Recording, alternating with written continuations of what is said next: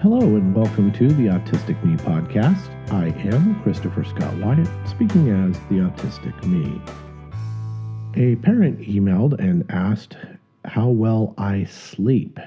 I believe that's a common question among parents and caregivers of autistics. I also know that autistic adults with whom I communicate share my frustrations with the nighttime and sleep. Unfortunately, my answer to how well do you sleep is not what the parent wanted to hear. I do not and have not ever slept well. My mother can verify that I did not sleep well as an infant, toddler, child, young adult, etc.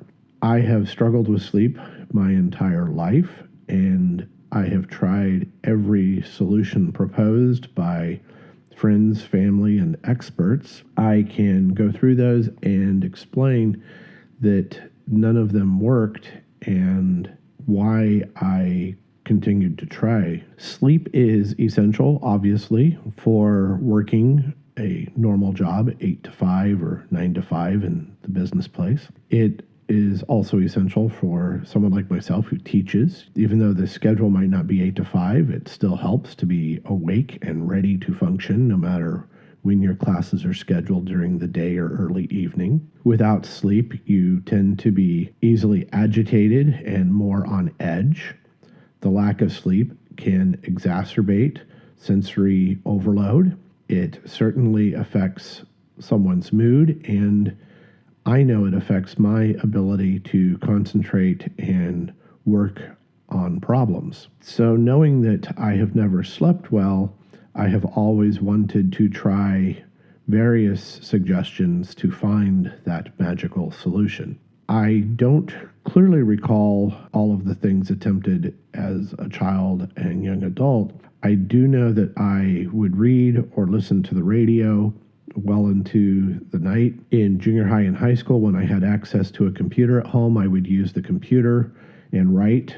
I have also frequently sat at a desk with a pencil and paper to write late into the night, or even if I wake up during the night, I will sometimes go back to writing. In fact, recently I wrote a 10-page story based on a suggestion of our 6-year-old, and I did that between midnight and 2 or 3 in the morning.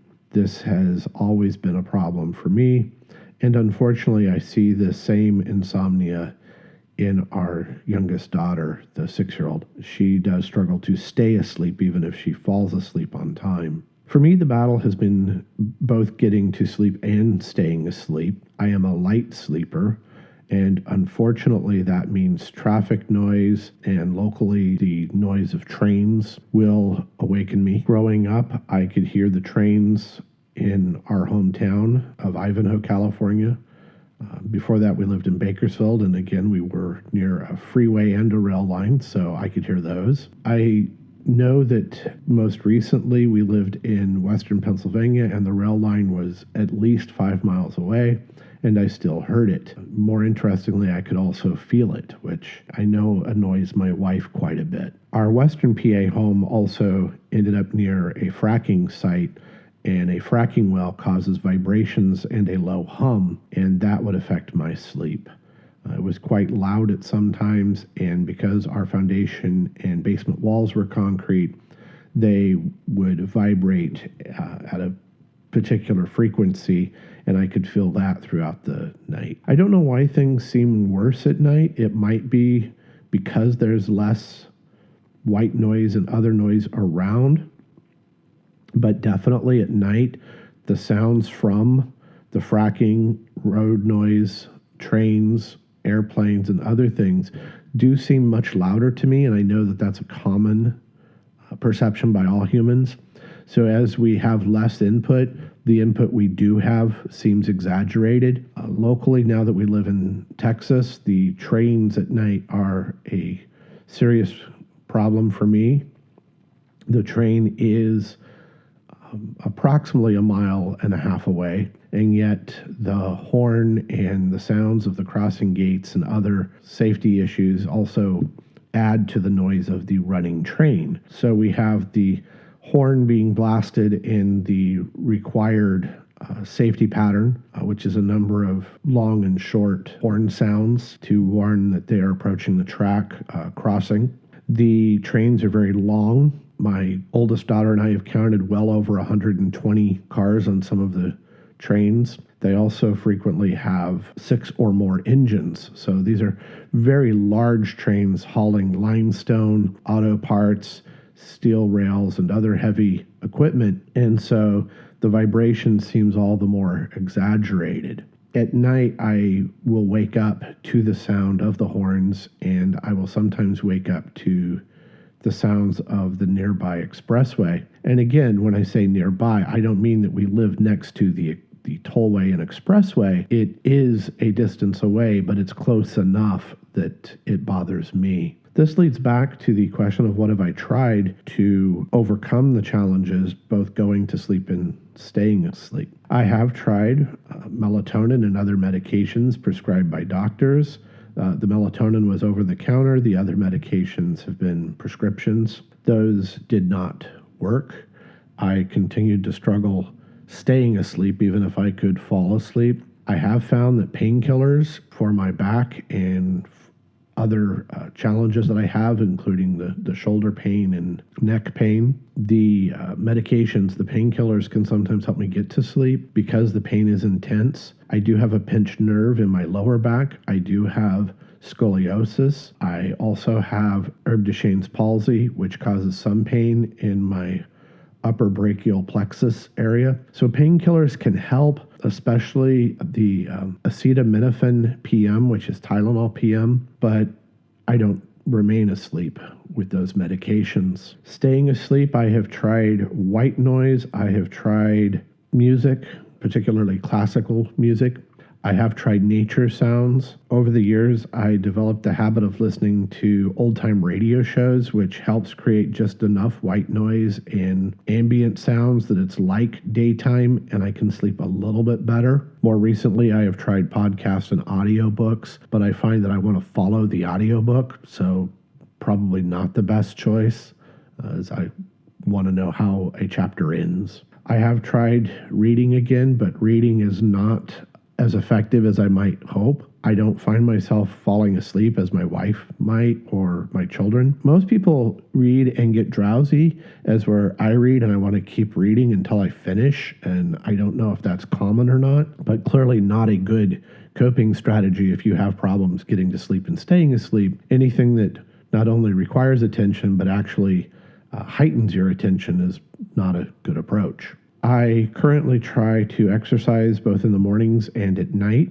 I have a exercise bike that I ride 6.5 to 8 miles in the morning and 6.5 to 8 miles at night. That's a 30-minute ride in the hill climb mode. Unfortunately, it doesn't put me to sleep, and if anything, it wakes me up in the morning, and after riding at night, I take a shower and I'm wide awake again. So maybe a couple hours before bed would be a better approach, but with the children need to be in bed before we really have a chance to do anything else. Teaching, I was putting in more than 20,000 steps at the university. Well, teaching in a public school, you're not as mobile as you are at a college campus. The campuses tend to be self-contained, so I quickly discovered that my step count was much lower on a K-12 campus. So I don't know if the exercise change matters because I didn't sleep any better when I was getting the 15 to 20,000 steps versus getting 10 to 15,000 steps in per day. I wish that exercise helped me more, and I've tried to come up with a routine that would help, but I have yet to find that. I have resorted in the past to trying things like chamomile tea. I was told that sleepy time tea would help. Unfortunately, it didn't. Though I love tea and I drink it throughout the day, sleepy time tea did not help me sleep. I have tried lavender soaps and bubble baths. I was told that chamomile and lavender would help me relax and sleep. Soothing, I certainly like the bath, but it did not help me sleep. I have tried sleeping in the guest room, which is in theory darker and quieter than the master bed, but I don't sleep any better when I am in a different room from my wife and the pets.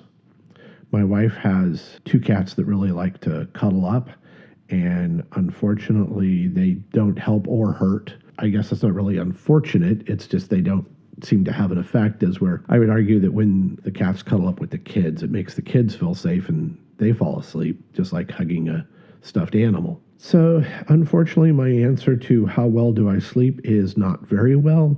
And in terms of suggestions, I don't have many good ones. As I said, if you made a checklist, I have gone through that checklist of sleep ideas and suggestions. My physicians over the years have offered a number of insights into why this could be. The most common thing that they go back to is hypervigilance or sensory sensitivity. Because it's not just the sound of the railroad, but the actual vibration, and it wasn't just the sound of the fracking, but the vibration, there is no way to easily mask that sort of sensory input. Unfortunately, there's no solution to that wouldn't have horrible side effects. Some of the autistics I know are using prescription sleep aids. I found that they actually had an adverse effect on me and caused me to feel queasy and shaky. The best way I could explain it is as if someone else had a high dose of caffeine or other stimulant. So for me, the sleep aids left me agitated and shaky, which is not a feeling that I want or desire. As you might expect, having gone through this experience for 50 years, it is something I'm acutely aware of in terms of my daughter. I don't want our youngest daughter to go through what I go through, which is this lack of sleep.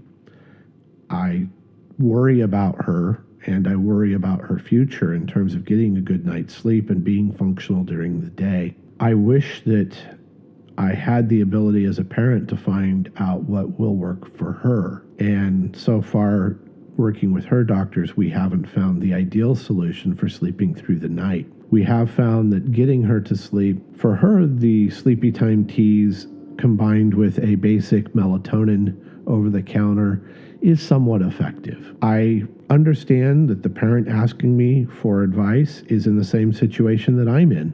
We have children. We want them to sleep and perform well in school. We want them to be rested and active during the day so they can be at their best. I know I am not always at my best because of my insomnia and poor sleep habits. I do not wish this upon any child or any adult. I encourage the parent asking me to work with their physician. I encourage seeking expert help, and I am not an expert. I also wanted to caution that parent and others that you may not find a solution. I know that that is a frustrating answer to hear. We all want to solve problems, and when there isn't a solution, it is disappointing and frustrating. When you're searching for that solution for your own child, it feels heartbreaking. It feels like you're failing your child, that you're not providing the best you can as a parent. Take from this podcast that you might not be able to address the issue, and do your best to provide a quiet, safe space for the child having problems sleeping or the young adult having problems. Experiment with the white noise, experiment with night lights or projection lights, whatever might help the individual feel safe and secure. Experiment with white noise, nature sounds, and music. Experiment with workout routines.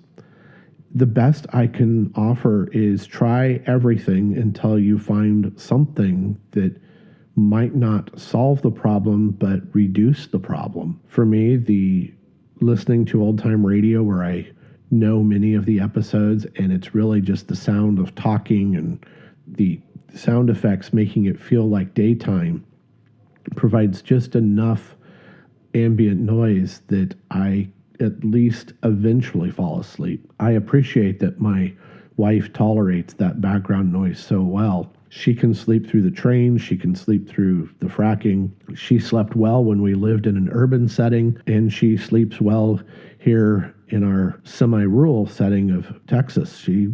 She sleeps anywhere. It's unbelievable to me. She can sleep on an airplane, in a car. She can sleep in a chair. I don't know what I need. Obviously, that's the whole point of this podcast.